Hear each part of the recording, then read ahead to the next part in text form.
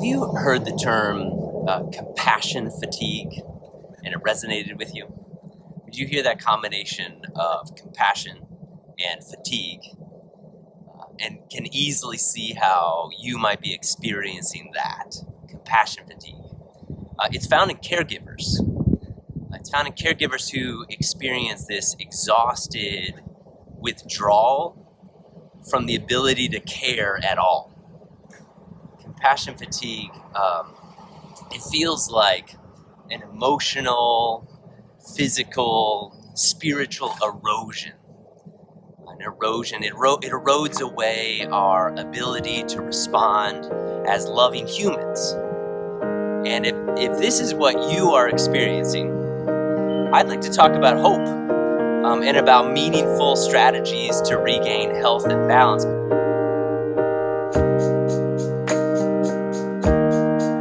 First, I want to describe where compassion fatigue comes from. Because if we can see where it comes from, then we can talk about tangible ways to begin the healing at the sources of the problem. So let's begin by talking about compassion fatigue as coming from two joining tributaries, two sources. This anguished unrest, this inability to care, it flows from a couple of sources. One is burnout, this deep dissatisfaction, this devaluing of our work and our purpose. Burnout flows out of an experience of long-term stress coupled with overwork or ill-defined boundaries. And then the other tributary, the other source is trauma and secondary trauma. And this, y'all, it's just a symptom of being human.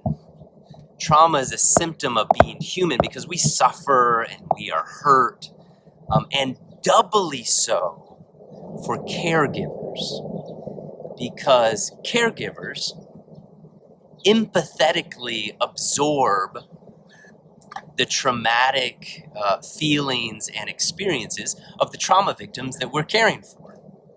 And then, and this is kind of stunning, we as caregivers begin to exhibit the same stress reactions as if we ourselves were the victims. So sometimes this is called vicarious trauma or secondary trauma. And of course, throughout life and our service, we directly experience trauma. Not just secondary, but primary trauma. And we are the victims. And this, of course, flows into this terrible river of compassion fatigue. We're going to talk about things that we can do for each of these tributaries. But first, let's get a better idea of what we are experiencing in both regards. To begin with, let's look at stress and overwork. This is an experience of stress that you can't let go of. Imagine, for example, a difficult interaction you had a week or 2 weeks ago.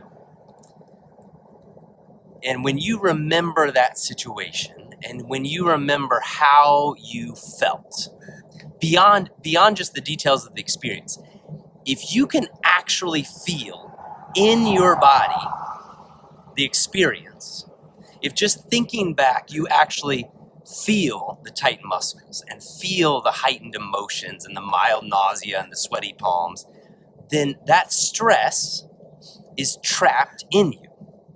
That stress you're holding on to, and it's holding on to you.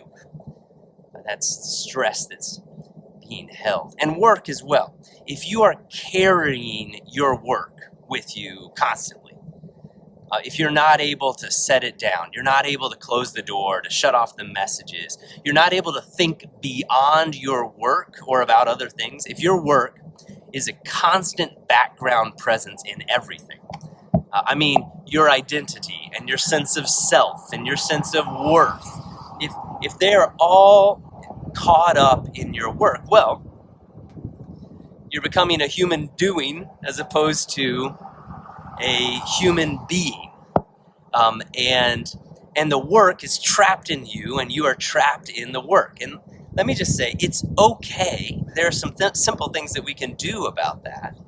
But just know that this situation of trapped stress and trapped work and identity, it flows into the experience of burnout. It's the source of burnout.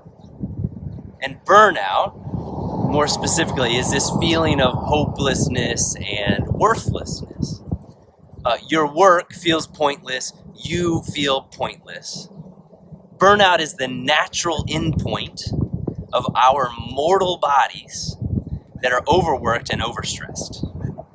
Burnout is the bottom of the trap that we've been digging of unreleased stress and unending work. The term burnout, it originally described how overworked, overstressed people started to resemble buildings that were burning from the inside out. You're burning from the inside out. You still may be able to keep up a facade and a general structure, but the windows and the doors are blowing out and you're losing integrity. Again, there are a number of things that we can do, even if we are at this point of burnout, and we'll get to that.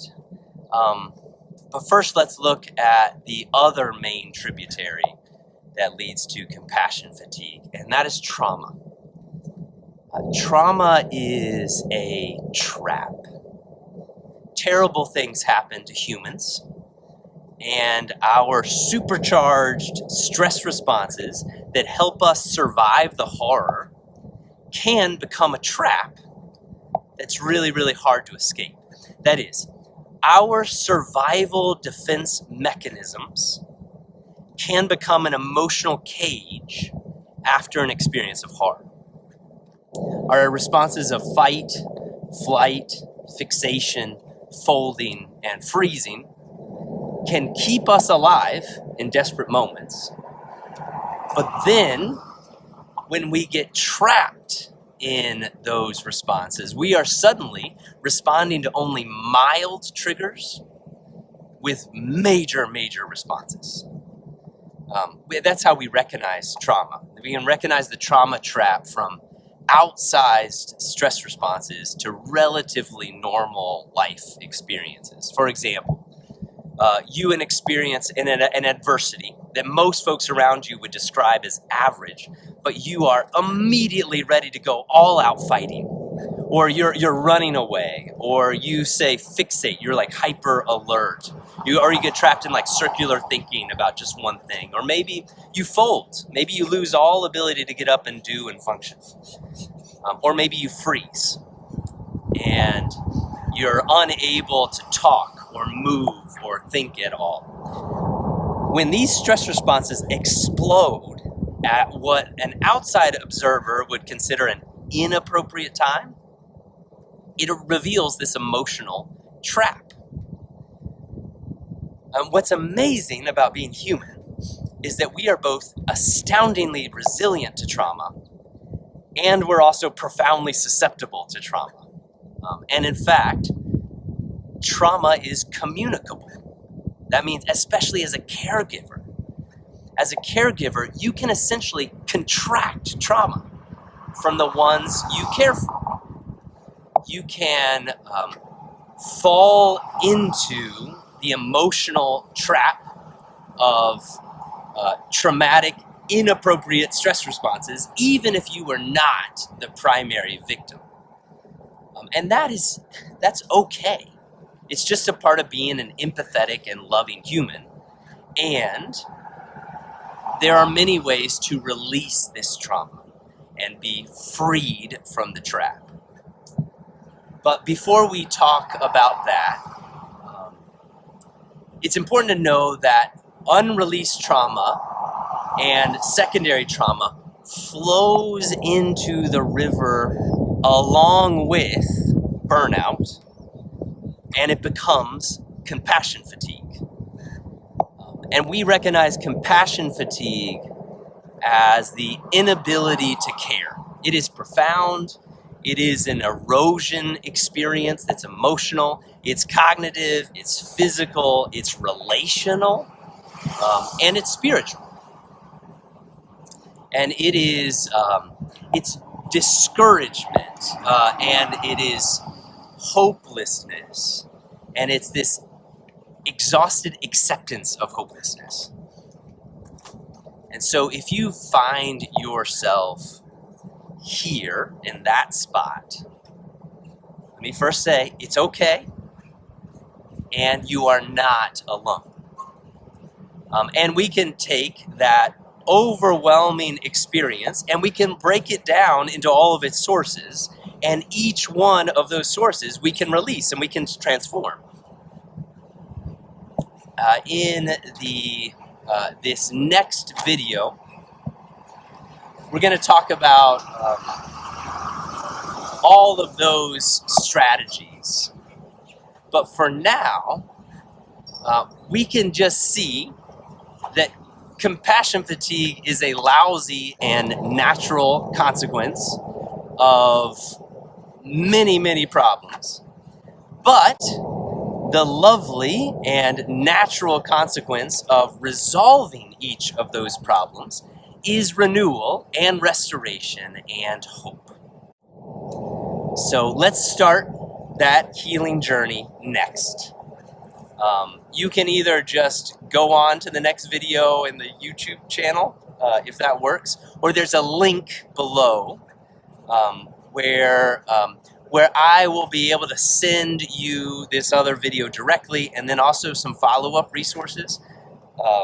The link, I mean, everything's free. It's just that it's just an effort to give you access to more sound support and what's available. So if you click that link below, then I'll send you another video about strategies for healing, some documents that go a little more in depth, and a connection to local groups. Or if you're not local, then some online groups. This is my neighborhood here in downtown San Antonio, where I'm a pastor. So from my home to yours, much love. I'll see you soon.